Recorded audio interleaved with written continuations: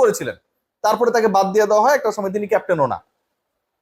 এই যে internal policy গুলো হয়, ইন্টারনালি একজন ক্রিকেটারকে পছন্দ করেন না দেখে আপনার নিজের কর্মের লোকজনকে ক্যাপ্টেন্সি, দলভুক্ত করা, স্কোয়াডে রাখা, 11-এ রাখার এই যে নোংরামি গুলো হয়, এটা তো ওই ডোমেস্টিক ক্রিকেট থেকে এরা প্র্যাকটিস করে আসে।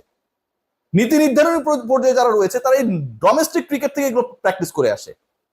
Comilla Victorians, Rangpur riders, fortune Barisal, এই সমস্ত টিমে নাম্বার 5-এ অথবা মিডল অর্ডারকে ব্ল্যাঙ্ক করে কখনো শাক মাহিদির মতো ক্রিকেটারকে আমরা দেখবো? ডেফিনেটলি দেখবো না। কিন্তু একটা জাতীয় দলে শুধুমাত্র একজন পার্টিকুলার ক্রিকেটারকে নেব না দেখে এই নোংরামি আমরা করতে পারি।